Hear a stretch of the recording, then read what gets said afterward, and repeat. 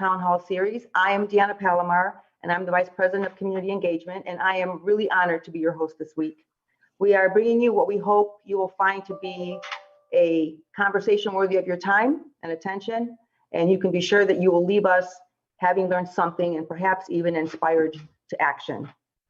The recent police-involved fatal shooting of 13-year-old Adam Toledo and the circumstances around it have aroused myriad questions about services, resources, and opportunities to keep Latino youth safe within their communities and away from dangerous elements and off the streets. The Chicago Community Area Economic Hardship Index, published by UIC's Great Cities Institute, compares social and economic conditions between Chicago communities.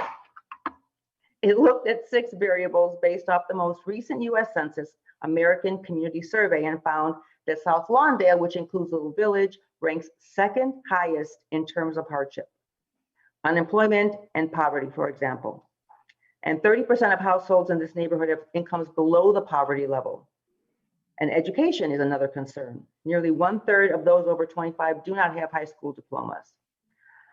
Some of today's panel are products of Little Village, or La Villita as we call it now. Each of our guests are either actively in the fight to protect and nurture Latino youth or are educating the public on issues this young population deals with every single day. But all are advocating for change for this community, and what happened to Adam Toledo has made that fight even more critical.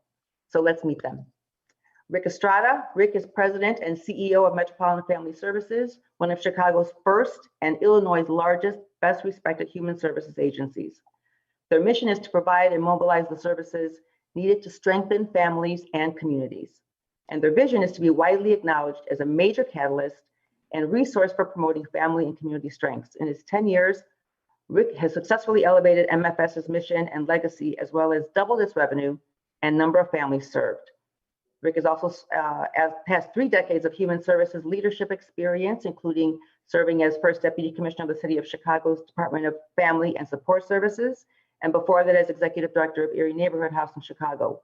He serves on the Board of Trustees of the University of Illinois, as well as on the Board of Directors of the Chicago Council on Global Affairs, Woods Fund of Chicago, Grand Victoria Foundation, A Better Chicago, and Erie Elementary School.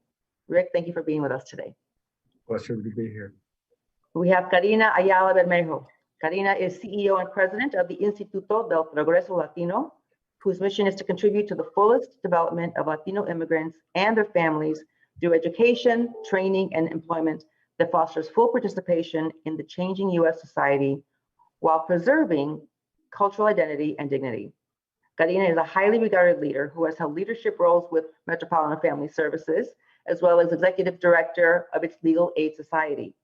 And she served Mayor Daley as Acting Commissioner, First Deputy Commissioner, and Managing Deputy Commissioner for its Department of Human Resources. And prior to that, Karina spent 7 years as the Director of Community Services for the Chicago Bar Association, where she encouraged attorneys to take on pro bono work and collaborated with the bar and various divisions of the Circuit Court of Cook County on initiatives to improve the justice system. And as the first Executive Director of the Sun-Times Judge Merovitz Lawyers Lend a Hand to Youth program, she was instrumental in securing a $2 million award for that program. Karina, thank you for being with us. My sincere pleasure. We have Alex Leonardis. Alex is a researcher at the Great Cities Institute at the University of Illinois at Chicago, where he works on reports, fact sheets, and engagement with community and nonprofit organizations.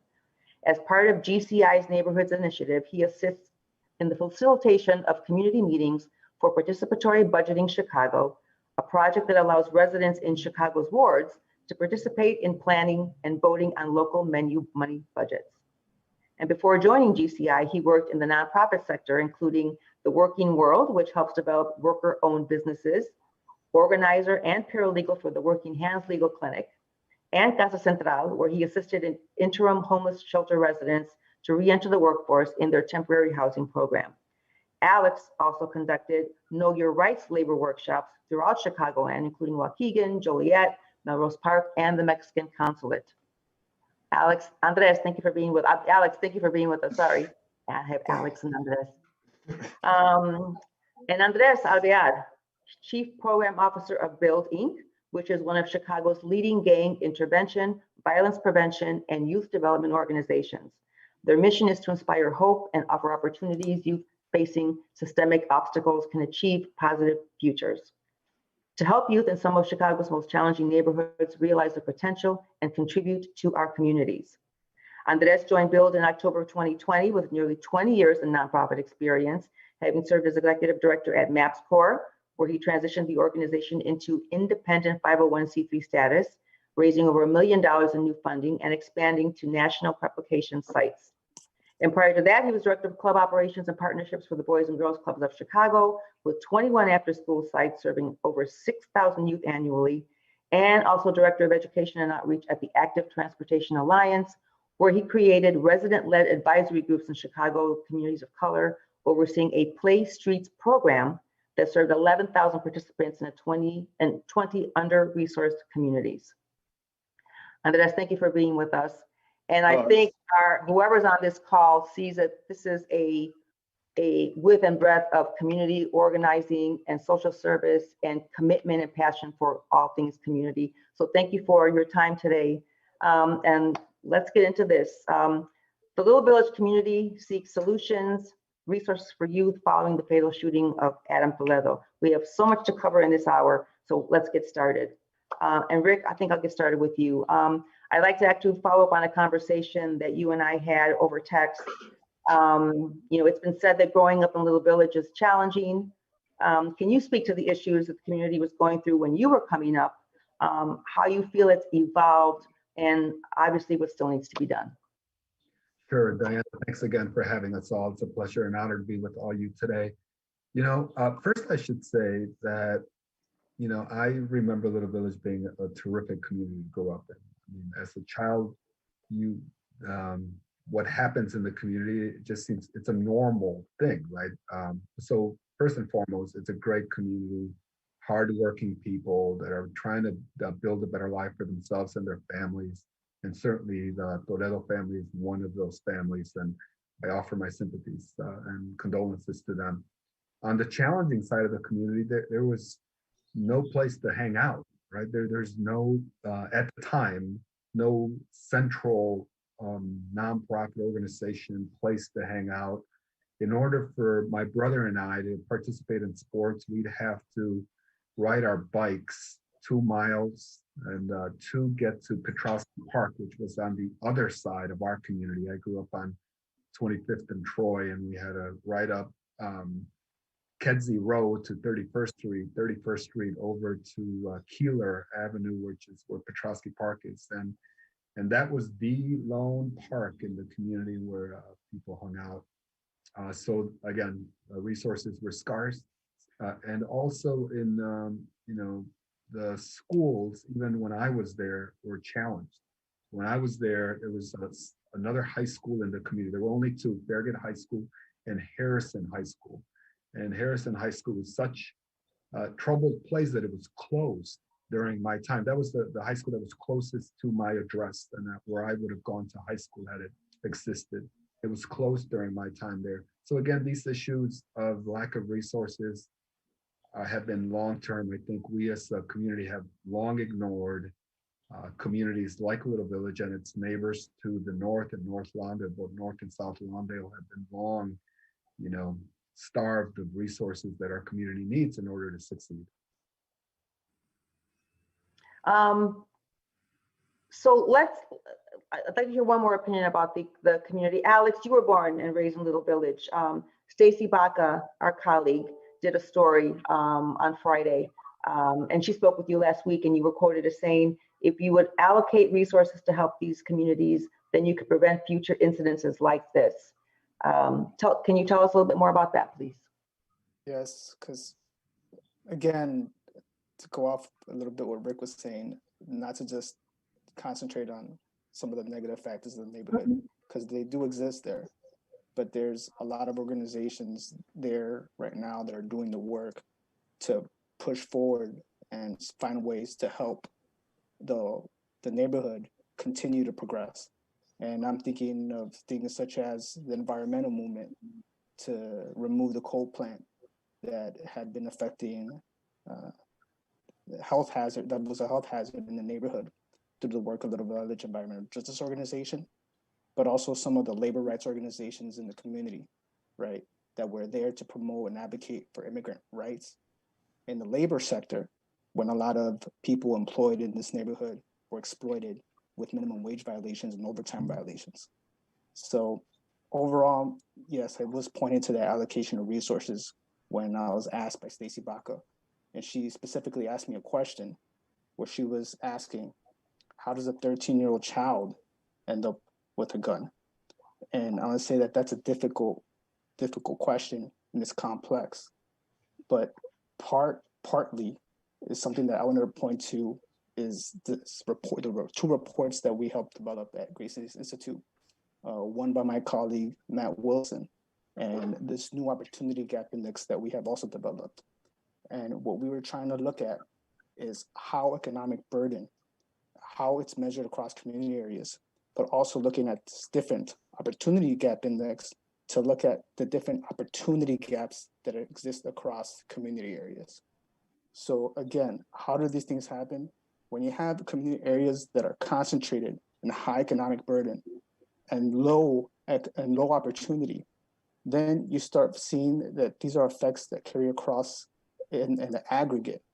And you have conditions where all of a sudden children growing up in poverty see and look at potentially gangs as maybe as the way for personal and economic empowerment. But the idea then is to move away from that and instead for these children to look at schools and education itself and the economic, as I was saying, schools and education as the way for economic and personal development. And that's what I was mentioning, those three things of reallocating resources to target early childhood education, reallocating resources for mental health services to assist those children that are experiencing the stress of growing up within poverty, and start looking at the other things that exist in the neighborhood. And also that third thing, which is I was mentioning, was youth workforce programs and workforce programs at the high school level, vocational programs, and invest in those programs to ensure that we don't have youth that are now involved in what we call youth joblessness, which is youth ages 16 to 24 that are not in school and are not working.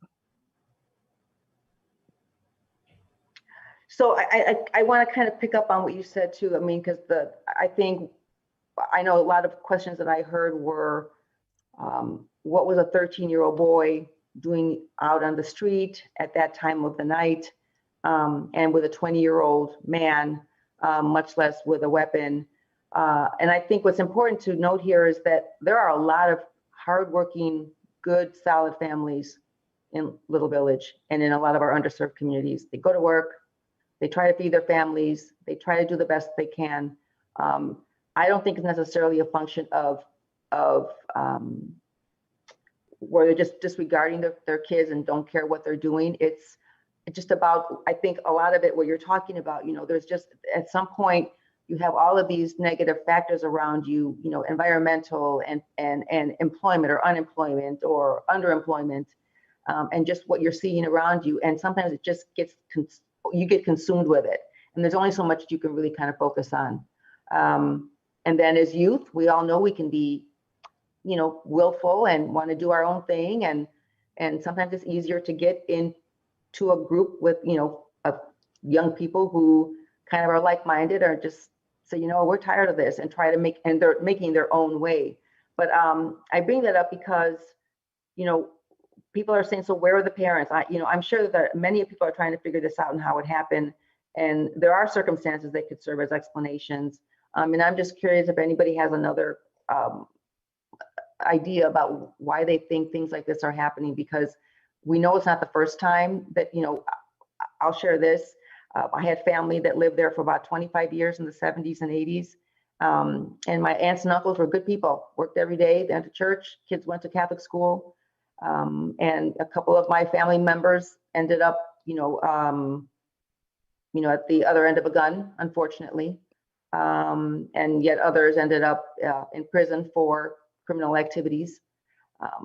So it's not like you can say, well, there's one reason why this happened, right? Because they lived in, homes that were loving and caring. So what are those factors that are out there that are driving our youth and making them think that this is the better way? So that's a really complex question, and I will attempt to approach it in this way. So as we begin to really look at what the systemic inequities are in communities, disinvestment, as Alex pointed out, is one major component. When you add on top of, let's recognize that we've been in a pandemic. So you have communities who've already suffered for many, many years, right? And on top of that, you lay the pandemic, where essential workers are now called to work even harder than before, where you have many families who have the necessity, never had the luxury of working at home, and now have to go into an environment where kids do not have schools that were their safe places, where they physically would go to, right? And now you have online learners at the home, you have parents at the work. You're only creating an environment that opens opportunities for other things other than the opportunities for a future, right? So when you think and you break down a community of hardworking individuals where everyone is trying to do their best, but one where the economic opportunities have been really difficult. For example, Instituto did a survey of our participants that are a mile down from where this happened. At the beginning, a year ago, they were telling us that 60% had a loss of income, 30% loss of jobs, 30% increase in mental health. So that was a year ago. You can suspect that now, a year later, things have gotten dramatically worse. So the economic struggle to remain alive, right? The fear and anxiety of pandemic, plus the inability for families to be at home to create that family structure. And then you have students who really crave to be in school. They want to be in school with their friends, lack of socialization, and those opportunities that connect arts, right? Critical after school programming, sports, to be able to give them a voice. All of that was taken away abruptly. So then you ask the question of the why. I think the why is pretty clear. It's the what are we going to do about it to ensure that there are no other Toledo situations happening? And that answer is also complex, but that's the one of hope, right? That's the one where folks like those of us here and those of us listening can be part of the solution. It's about ensuring that those who can make a difference can commit to doing that, whether it's philanthropy, whether it's individuals who want to be role models. Sometimes it just takes a look at our faces, right? That if we can do it coming from the neighborhood or neighborhoods like that. I'm an immigrant, grew up in South Chicago, became a lawyer, and have the privilege of being a leader here in our community. We all can do more to ensure that the future trajectory of the stories of future Adams don't end up in this way. That's a good point. Thank you, Karina. Andres, can I get you yeah, to weigh in on this? Definitely. I wanted to sort of piggyback on that and just remind everybody that the pandemic has amplified systematic obstacles for folks. And we've recently talked to families. We work in the Austin and the Humboldt Park community. And we reached out to 30 families we were working with and just to see how they were doing. And 90% of them told us there's no adult at home to supervise because of their work responsibilities, right? And one thing that we forget about the current moment is that many of them are struggling for basic needs. So 70% of those families told us that they're food insecure. And so these are the issues that parents are confronted with, right? And this is what they're trying to do every day. And it's a very difficult moment, and it continues, right? We're still in the pandemic. And so I think part of what we need to do is really, and I talked a little bit about this in an earlier interview with your crew, is how important it is to be present for young people and to really listen to them and to find out what is it that they need. And so that's a key aspect of what we need to do right now. What are you hearing from them, if you don't mind? Right. Well, much of that is just that they need the space to be young people, right? I mean, I think they need a space to process We've heard that they need those after school, they need some way of having those after school programs again, right? Where they can do arts, where they can play sports, where they can have a meal with their friends, right? I mean, many of these young people are experiencing generational trauma that they're not gonna sit down and talk to you about how they're feeling right now. They're gonna need some process. They're gonna have to rebuild relationships with adults. I had my own experience going back to work, how difficult it was after being on camera, just sort of interacting with people is a little strange, right? And young people will have to, and we'll have to create spaces for them to get back in that mode of interacting with people, building trust with adults, with institutions, right? So that they can heal. Deanna, if you don't mind, I would add a little bit more, because I know we started talking about the pandemic and the additional stress that it has added to our communities all over the city. It's not limited to just the most disinvested, but I'm going to give you the answer that a lot of people don't want to hear, and it's that we have had a pandemic in our Black and Brown communities for 100 years. So there's been systemic disinvestment in these communities, and it's not like we should expect different results if we continue to not invest properly in these communities. If you walk in Little Village today, if you walk specifically in the alley in the community where Adam was shot and killed, that fence that we all saw from multiple angles, and I'm not sure that all the media caught this, but it is butting up to CPS property. Once you get into the other side of the fence from the alley, that's CPS property. So that fence was broken. If you keep going to the north, that chain link fence that's there, it has multiple holes and damaged areas all across. If you go into the field, the athletic field that is right there where Adam was going to cross into, it is a mess. It would be embarrassing in your neighborhood, in my neighborhood, in many neighborhoods. People would not send their children there. So there's systemic disinvestment we have in these communities. So this pandemic that for some people, they've been bearing with it for 14 months. Communities on the west side, communities on the south side, on the southwest and northwest side have been dealing with some type of pandemic for 100 years. In addition to that, you asked, so there's good parents, and despite that, a couple of your family members still had encounters with the law. So you have the disinvestment, and you have, there is an element of institutional racism that exists in these communities as well. You put those two things together, they're obviously linked, and kids have to find a way to feel like they have a community. And if we don't provide them good examples of community, they'll gravitate to bad examples of community, and that's where we have the rise of the gangs in our city and across the country. I would have to agree with that, because I think, I feel like a lot of the community organizations that exist right now are seeing, when it comes to youth anyway, how important mentoring is. And I think Andres can speak to that as well. It's, they have to have examples. One thing that might not be related here, but, we've always heard that 26th Street, in terms of a business community, is very vibrant and really only second in terms of sales to the Mag Mile at one point, right? So we know that there is money in this community, that people support their local businesses.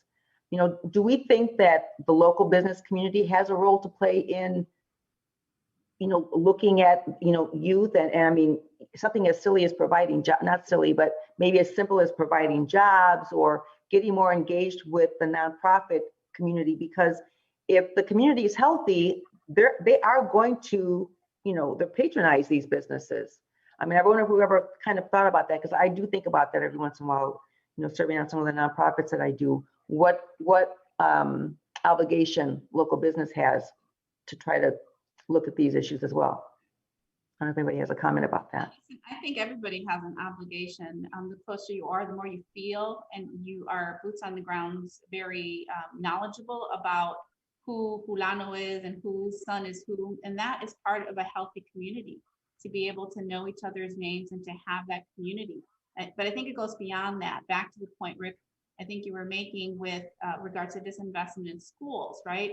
We have to create pathways that are devoid of all of these obstacles. Like we're setting up our kids to fail.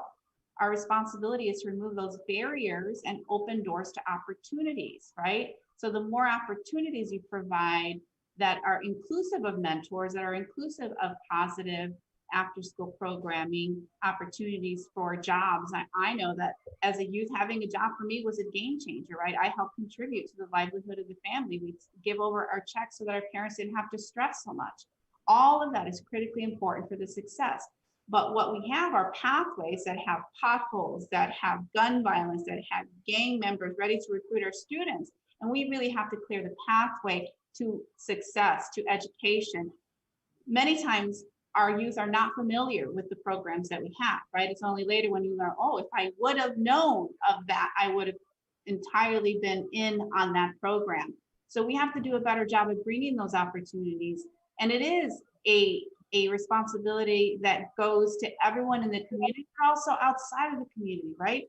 Because to the point of racial and systemic racism, I think that that is bigger than the community. It was created, the community, through redlining and through, predatory lending and through just frank racism and inequities in pay have resulted in that. So we all have a role, foundations, corporations, and we all win when a community becomes healthy and everyone lives to their fullest potential. So it is, we can't put it on all one person, right? Not my community, I don't care. It is absolutely everyone's responsibility to ensure the pathway to a successful youth becoming a civically engaged adult. There's many obstacles that are going to be put in that pathway. We could all do our part to ensure that that young person reaches their fullest potential. Yeah, I certainly agree. I think as we find to often removing those obstacles start with the caring relationship while mom's at work, right? And in the organizations that are able to do that. And for many of these young people, it has to be a sustained relationship, right? There has to be building trust so that, right, instead of maybe getting involved with things that are not so positive, they can go and get ready to go to the job interview. I agree. Alex mentioned this earlier, and it's been mentioned many times, in particular for older youth. Jobs are key. We need to have jobs available across the spectrum of opportunities, right? It can be in the trades. It could be sort of like your first job where you're just getting paid some money before you figure out what you want to do in life. That's going to be key as we sort of get at, move past this pandemic.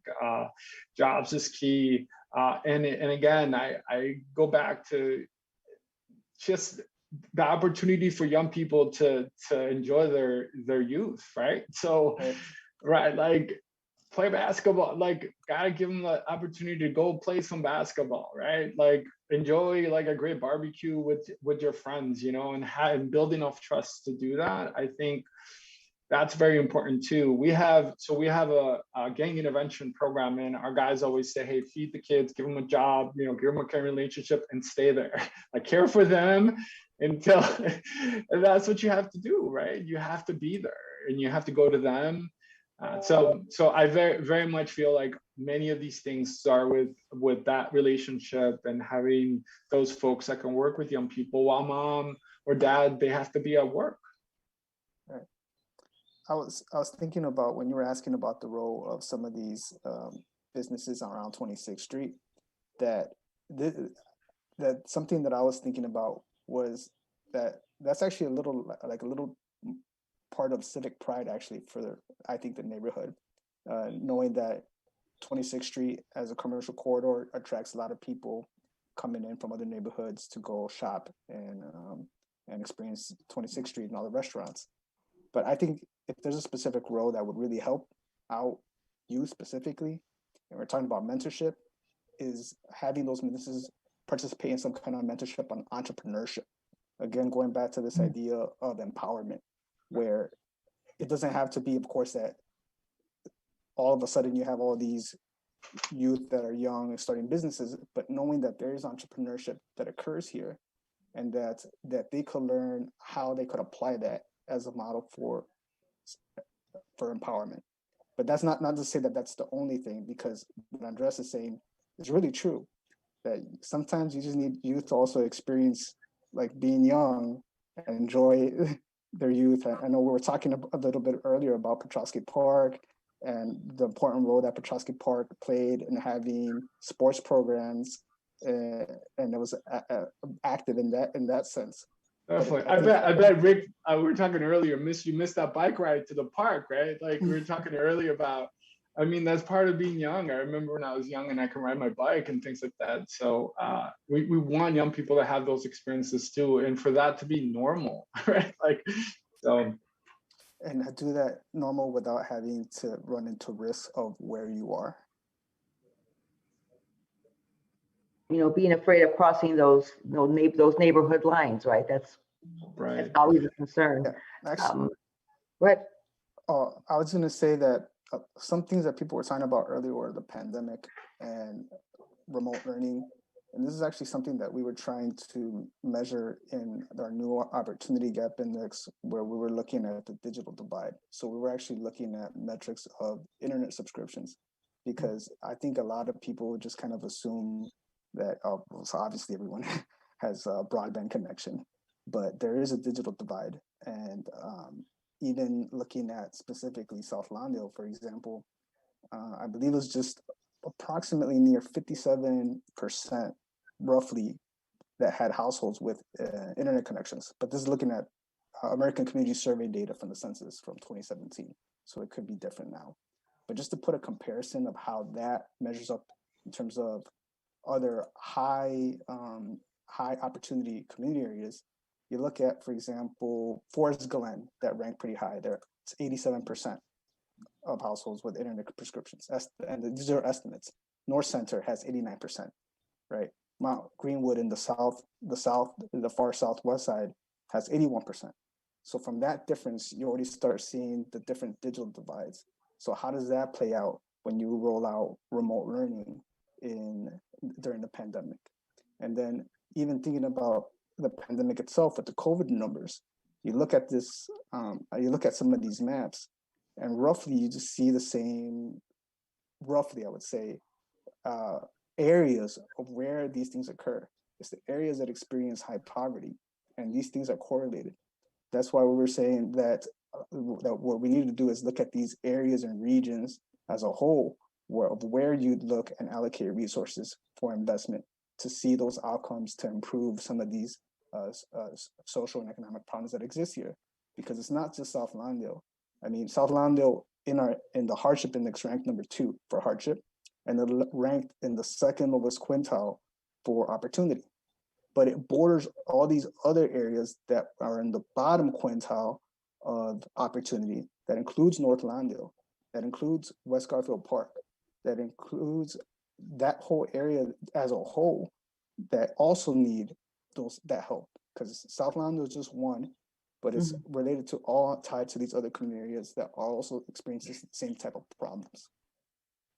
I would lift your really strong message on the digital divide, and the lack of learning for many youth in our community as a result, not only of the inability to have internet that is without disruption, but to have while they may have a device in the home, you might have 5 or 6 learners, and smartphone learning is not optimal. We're going to have to be facing with a whole year's worth of probably learning and summer school learning, and again, carving out time for kids to be kids.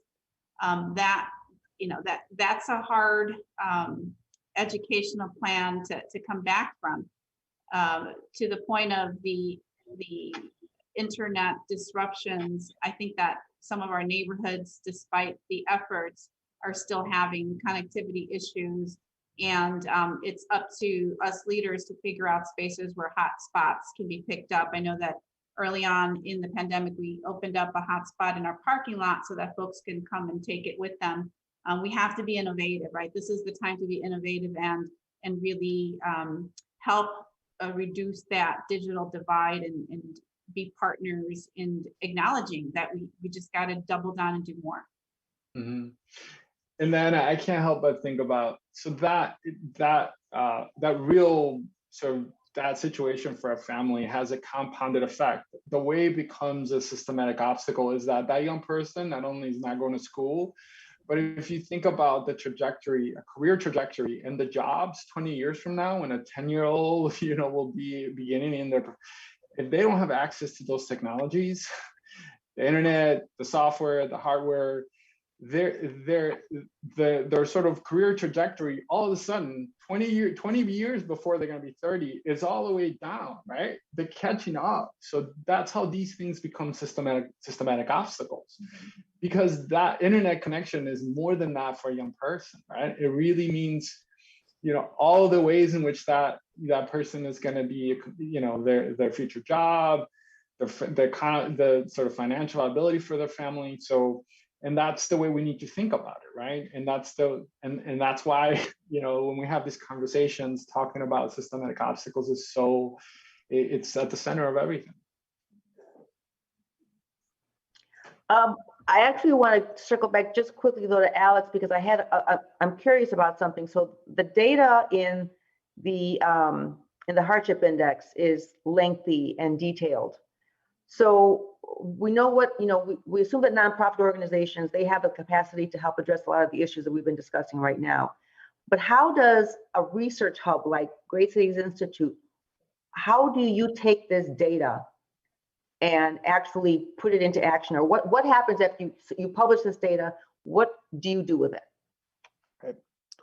I mean, as part of our work in general, so we work with different community partners. So our role is try to provide them information and data when they have those requests, and that's part of our role at the Great Cities Institute.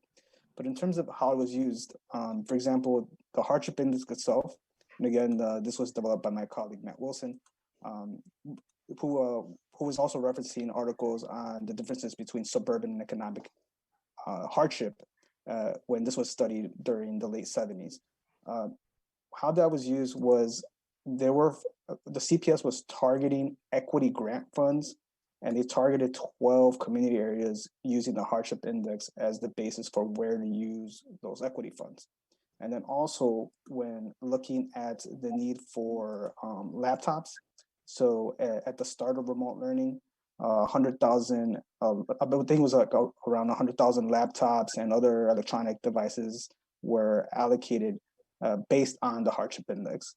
So that's kind of the ways in which this is kind of getting out there. CPS has used that as the index as a way of informing those equity grants and device allocations. Rick, I know that you're through Communities Partnering for Peace, that organizations like New Life Services are partners, and I believe, if I'm not mistaken, they're working with the family directly, the Toledo family.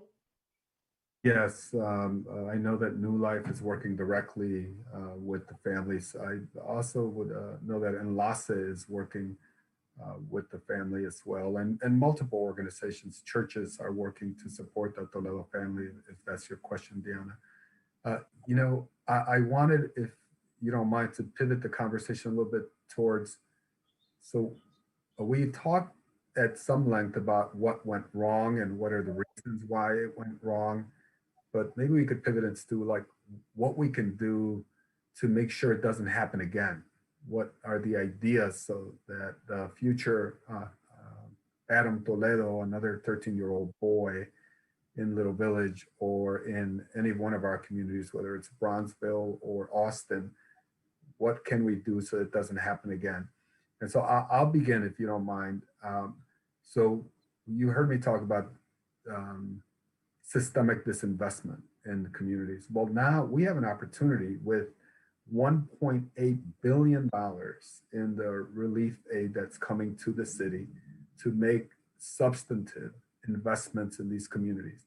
On top of that, another 1.8 billion, B with a B, is coming to CPS. So 1.8 billion to the city, 1.8 billion to CPS. We have an opportunity to hire social workers, and we have an opportunity to hire counselors. We have an opportunity to invest and upgrade the facilities where we are teaching and helping children develop.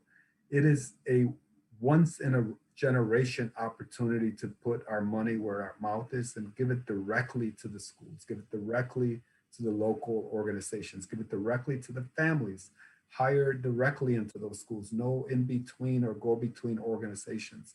I think we have an opportunity to do that.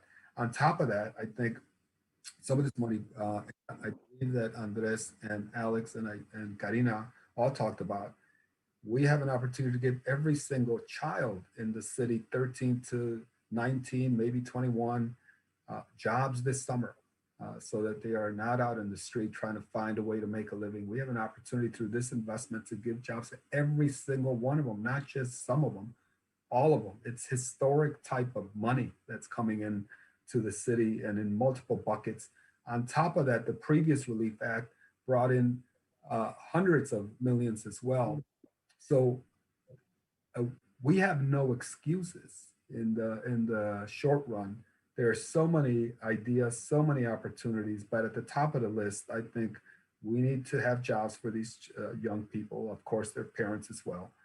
We need to make sure that we have more counselors in CPS schools, that we have more social workers in CPS schools. We need to make sure we upgrade the facility where the field and the campus where Adam was killed right on that fence, and other schools like it, not just in that community.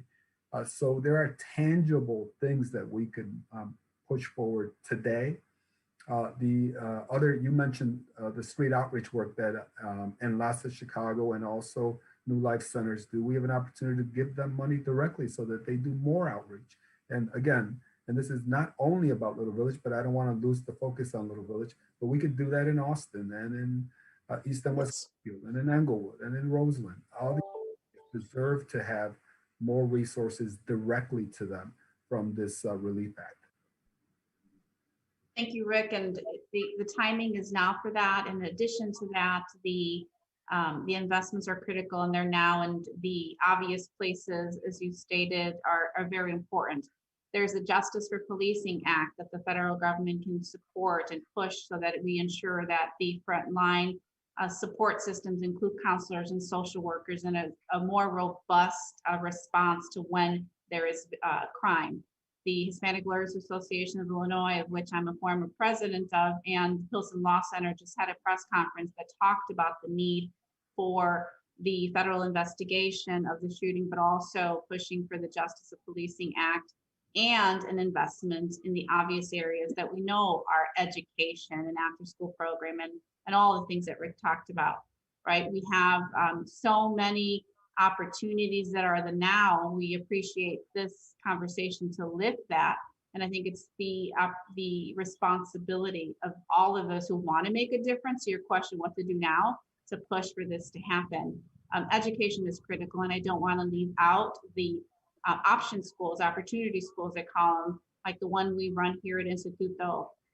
Leadership is important to expand the conversation. That includes charter schools and option schools, right? Where traditional education hasn't worked out for these kids, and we're taking them in up to 24 years old to ensure that they have a high school education. They're the most resilient group of folks. Let's not forget to include those in that conversation. Charter schools, option schools, opportunity youth programs are all critical to the solution. Yeah, I want to lift up Rick. I mean, of course, everything that has been said, but wanted to lift up the important role in this moment in particular of outreach and just really making sure that we invest in the programs that can reach the highest in need. I know in particular for Build, because of the moment, we're also thinking more broadly about not just youth, but their families, and also thinking more and more about basic needs and making sure that we're prepared to either refer folks out or be able to take care of them. And I think that's something that we just need to do because of the moment. So, Rick, I have a question. So, and it might be a question that others have as well. So we know there's this money, and what's the challenge to get it into the hands and the budgets of the organizations that are doing the work? Yeah. what people say about budgets, they're essentially a statement of your priorities, right? So Right.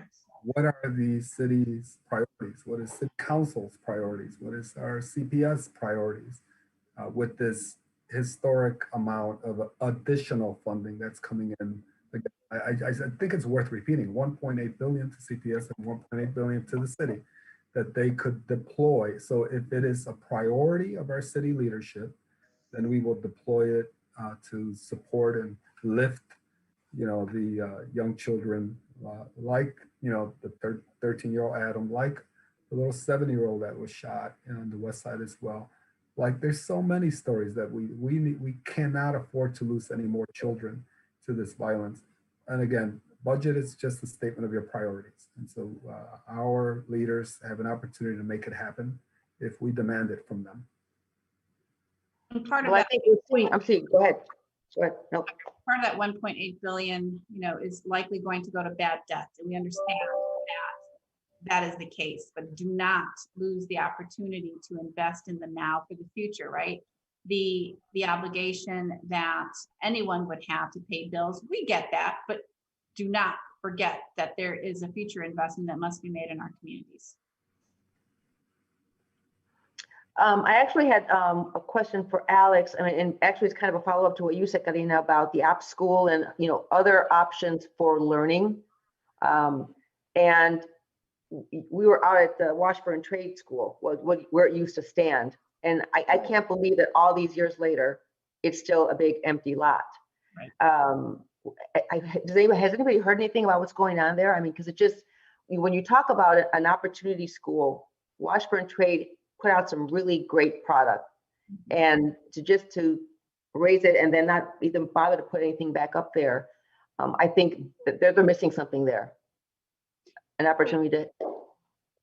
I'm not familiar with what plans are in place there, but there is absolutely a long line of students who would be interested in similar opportunities, whether it's culinary, whether it's a pre-apprenticeship programs, pre-engineering programs, career pathways that lead into a career accelerated into livable, sustainable wages. Yeah, we got to figure that out sooner rather than later. And in addition to support schools that their focus is restorative justice. Their focus is to ensure that where traditional education hasn't worked, that they're going to succeed here. It behooves everyone to support those that have raised their hand and said, okay, I dropped out of school and for many reasons, right? But I want to go back to school, and we should invest in their success. I think Karina brought up three, Deanna, you brought up three, what you just said sparked three ideas in my mind. One, since the closing of Washburn Academy, we haven't had another major training center like that. And it was right in the middle of the community. I know that there's plans to build the St. Anthony Hospital near that same spot. So we have missed that opportunity to build a hospital, which that would bring jobs and it would bring additional healthcare to the community. I think our last mayor just didn't do enough to get that hospital going. And hopefully, again, if we demand it, that the St. Anthony Hospital will go up. But then to the trades, I think we need to hold them accountable as well to allow our children and our young people into these apprenticeship programs that will get them an opportunity to a high quality, dignified middle class job. And so they haven't done enough. I when I spoke last week at a press conference, I said we have collectively, all of us. So I don't want to point out just city government or only the nonprofit organizations or only the trades or only media. All of us collectively have failed children like Adam Toledo, and we can't do that we can't afford to do that any longer. We have to come together and invest in all these areas that my colleagues and I have talked about. Yeah, so just thinking about the Washburn Trade School model, that trade school that closed down, where it was actually a partnership between CPS, the unions, trade unions, and the private sector to have this educational program there that was shut down and demolished. But we also want to point out that there was actually 2 high schools now in Little Village, which is Farragut Career Academy and Little Village High School. And I'm going to focus that Career Academy component because there were certain programs already existing there, and I'm just talking anecdotally from my experience, that could use that support and that funding. Because personally, I took this, what they called architectural drawing class. And as part of the classes, you would have to do drawings for architectural planning. That sounds great. But I remember the teacher saying, well, technically no one does it this way anymore. You need to use AutoCAD programs and software and do computers. We don't have that, but we're gonna just still do this anyway because this is what we have. Okay, so how do we do that? Okay, and when you go in to the school, right away, you got metal detectors. This was pre-Columbine, mind you, that we already had metal detectors coming in, you're getting searched in, there's already police presence there. And that's the experience there. Where is the need to, how do you reallocate these resources? And yes, there is money coming in that is a great opportunity, but there's also the existing resources that you already have, and how do we reallocate those resources? And I was thinking about what this Professor Victor Rios was talking about. He's a sociologist that is actually a former gang member himself, that he looked and studied some of this stuff about what he called the youth control complex and how to replace that with the youth support complex, where you have all these things wrapped around to go away from this punitive punishment type system of zero tolerances that put younger folks from the beginning in middle school on to the high schools, already have police in the schools, and you already have all of that, to then start it from the beginning to say, what are the emotional and social needs of these youth as they grow up in these conditions? So.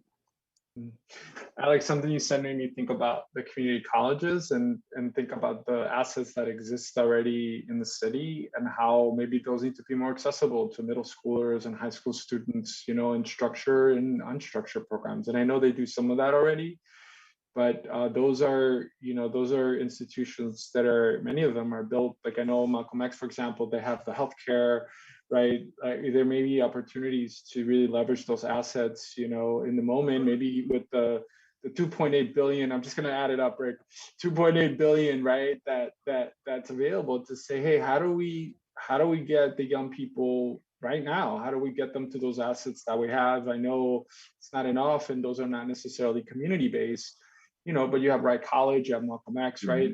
And that could be a great opportunity to just get them there, get them to get exposure to a career path and get the trades folks on the table, get them to the table somehow, right?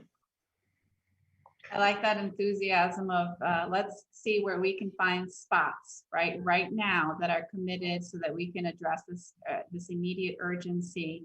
And on top of that, how can we remove the barriers that previously would have prevented them from getting on that track on their own, right? So if it's tuition, right? I didn't go because I didn't have. How can we develop a pool of funds that will take care of that allocation for the students that immediately need that assistance? Now, we recognize an institute that we have a health career pathway and a degree program and an associate's degree of nursing. We know that anyone we accept into that program, they're going to be tuition free. They're going to be on full scholarships because we know the barriers are so extraordinary that extraordinarily high that we have to remove all obstacles. How can we do that right now for our little village communities that raise their hand and say, I want that, but I don't know how to get there?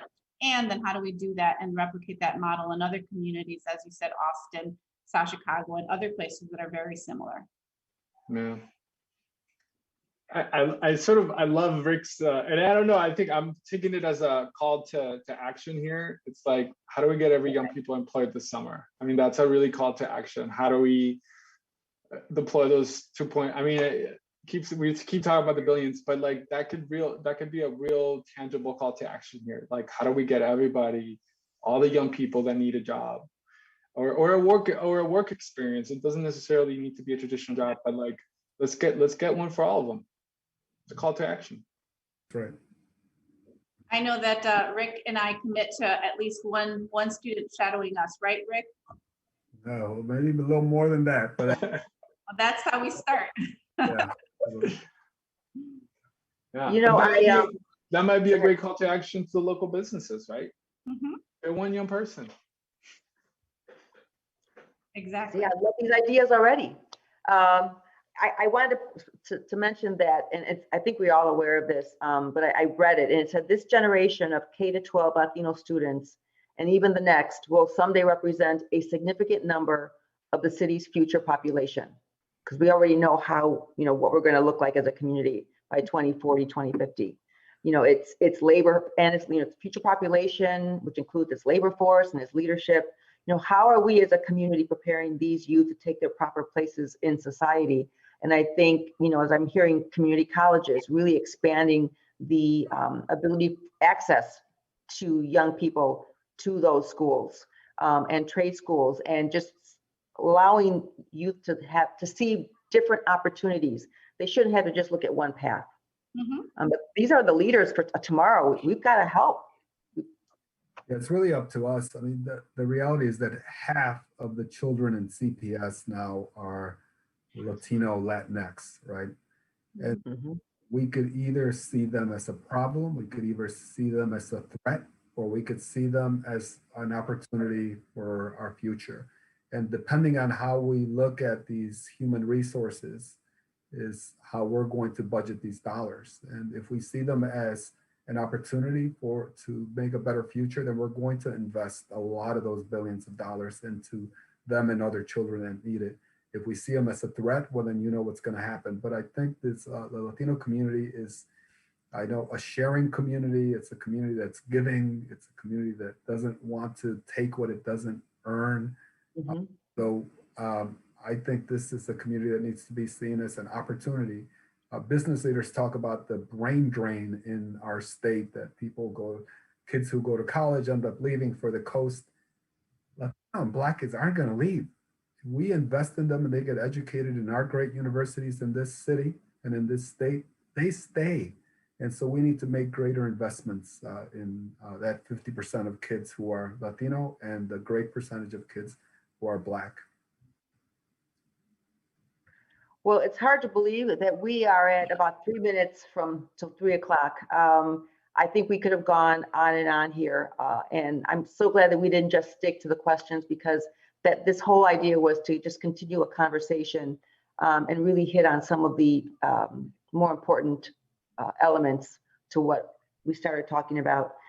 So as we near this conversation, I'm going to ask each of you, is there something that has gone unsaid that you would like to say at this point in time before we close? I'll start with Andres. Well, I want to say thank you for the space, and this is great. There are two things. I want to uplift what Rick is saying, right? That we really need to think of our young people as our assets, right? They really are. They have perspective that we really need to really move our city forward. The second thing that we did not mention, and I think it's very important for us to think about, is just the generational trauma that young people and communities experience. So the important role of having mental health resources and support. And so that's something that we definitely need to, I think Rick actually mentioned it, right? Making sure we're allocating the resources at the schools, but I also think we need that in a community-based setting. So. Next, Alex. Yeah. Just looking at some of the things that haven't been said, I'm actually still just thinking about reiterating that it's not just South Lawndale, and I know Rick was pointing to this too. That I went to this peace rally on Sunday for what happened to Adam, and that same day on Sunday, then they had this incident where a 7-year-old girl was shot in a drive-in. So it's not just South Lawndale. This happens in other community areas, and we need to think of all these regions as a whole. That those community areas on the west side, those on the south side too, on the southeast side, that we also need to focus in on it as well. Karina. The opportunities for us right now at this moment to be unified in the approach to really contribute to the solution are immense. All eyes are on us globally. So if we want to come out of not only the pandemic, but of this crisis with a proud legacy, that we have to seize this opportunity. Those that can make the decisions on investment, we're asking you to make them in education, make them for our youth, so that they come out of this situation as a whole human being that is ready to contribute to strengthen society.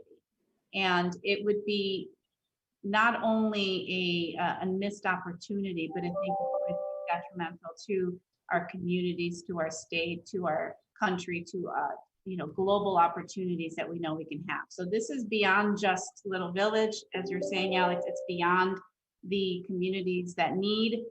This is something the whole country is watching on us to do the right thing. So we ask that you step up and help us do the right thing. Thank you, Karina. And Rick, you want to take us home?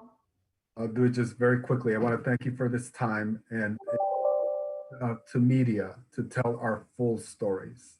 And that this story about Adam Toledo, they have to keep telling the full story of this family. Don't try to do the easy story. Don't vilify, tell the full story. It's a loving human family. Thank you for that, Rick. And thank you all for your time. Your passion is evident. Thank you for what each of you do in your respective organizations and institutions. Our city is better for it. Our city's challenged, like so many others, but I think what we have here in Chicago is unique, and you've each played a role in elevating our communities in a really special way, and to make them a better place than they had been before. So we thank you. We thank those of you who watched us today, joining this conversation. This is our Chicago, and we all have a part to play in it. Thank you again, and have a wonderful and safe rest of the day. Bye, everyone. Take care. Thank you. Thank you, Vienna.